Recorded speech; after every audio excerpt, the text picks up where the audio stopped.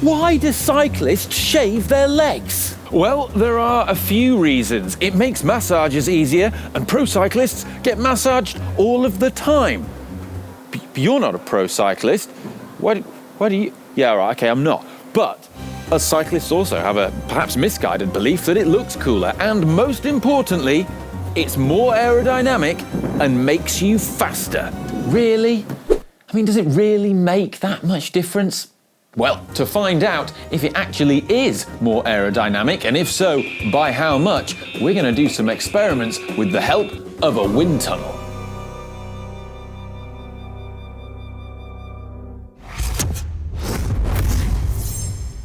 Oh, and doing science-based content in wind tunnels like this is really expensive. So it's only through your support that we're able to do this kind of thing. So thanks to all of you that subscribe already. And if you haven't subscribed, but you like this kind of content and you'd like to see more of this kind of stuff in the future, then please hit that bell. As well, the more support we get, the better the content we can deliver to you guys. To run our tests today, we have the help of Zav and Jess from Aero, and we're going to be testing two speeds, 30 kilometers an hour to represent us amateur riders and 45 kilometers an hour for professionals. So our first measurement we're doing today is me with my unshaven legs. Now I know what you're thinking. They don't look very unshaved, but this is 2 months of growth. They're actually really hairy, it's just I'm blonde, so it kind of is a bit invisible, but trust me, there's a lot of hair on there. I know it's only like a sort of 4 out of 10 on the Chewbacca scale, but still pretty hairy. Anyway, let's just see what happens. So, having already collected data on Ollie with unshaved legs, he's now shaved his legs, and we're repeating the tests again to see what impact shaving your legs has on your aerodynamic drag. Right, I only managed to cut myself once. Let's get back to it. I feel faster already. We'd expect it to be faster because a smoother surface at the speeds that we're testing him at is generally going to be a more aerodynamic surface than a rougher one. But we'll have to see what the data gives us.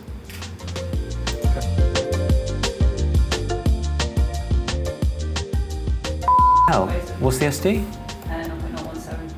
Goodness, that's absolutely loads. It was faster, was it? You'd imagine so, yeah. 4% faster at 30k an hour when we had the wider swing of yaw, and then about 4.5% lower drag at 45k an hour. So in terms of wattage, at 30k an hour, you're saving about 5 watts, and at 45k an hour, it's more like over 15 watts. I think we can go better than this. Okay. So, what about shaved arms? Look at that. Shaved head. Yeah.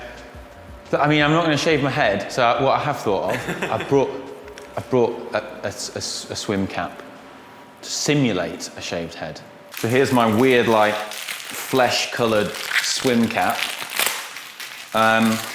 So the shaved head thing is actually like a serious thing because a lot of Aero helmets, when they're designed and they're tested in the wind tunnel and the various brands give their Aero claims, they often not testing them on a mannequin with like a head of hair. It's often just on a bald mannequin. So this kind of simulates that, I guess.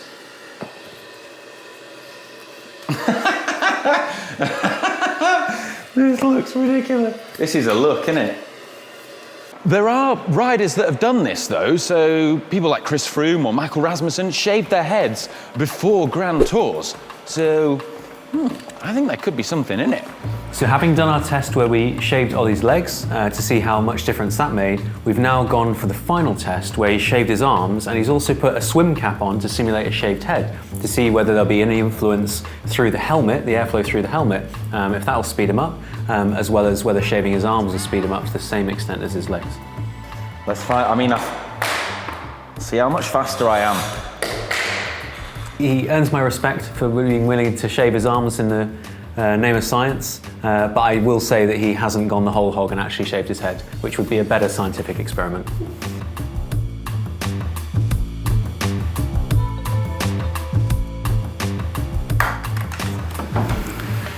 Your head's not in the right place.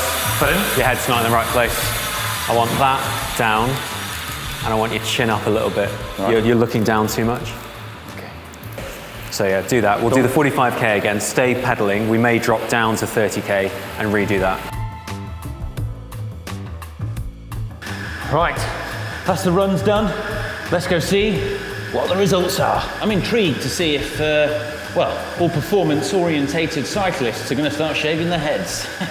Right, I'm back in GCM Megabase and I'm going to go through the results in a bit more detail and give some context to them and explain what they mean, because not everyone understands what 5 watts is, so don't worry, I'm going to give some context. Now, just to recap, shaved legs was 4.6 watts faster than unshaved at 30 kilometers an hour, and a whopping 15.5 watts faster at 45 kilometers an hour.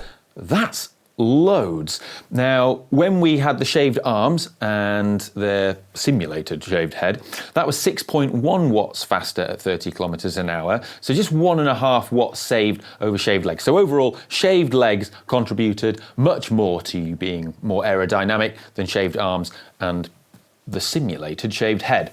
At 45 kilometers an hour, it worked out again as an additional 5 watts saved. So that's quite surprising. It's quite a lot, that.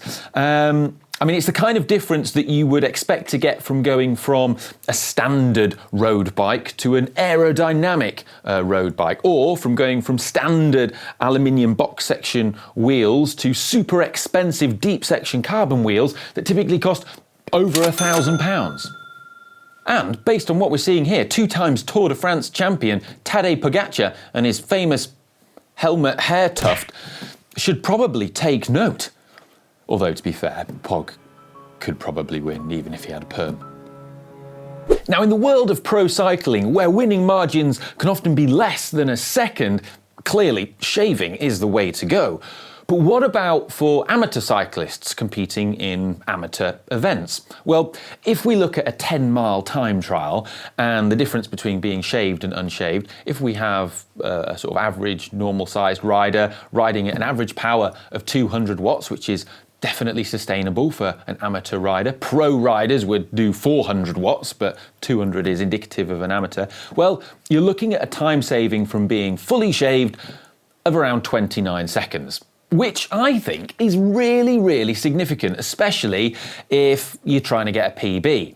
However, it's probably not very significant if you're just pootling around to the pub or the cafe with your mates. But what if you did an epic ride, a Gran Fondo that many amateur cyclists aspire to do, something like the fearsome 174-kilometre Le Marmot in the French Alps? Well, for a typical sized average cyclist who could average 180 watts throughout that event, they would be looking to finish that event, as long as they didn't stop, in a time of 8 hours and 28 minutes, if we model it. Now, if you fully shaved your legs and your arms and your head, you would be faster.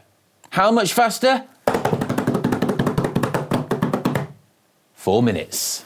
Which doesn't sound like much. But I had a look at the results of Le Marmot, and I can tell you that that 4 minutes is actually the difference between coming 1,114th place or 1,047th place. Now, if that isn't a big enough incentive to go full Patrick Stewart, then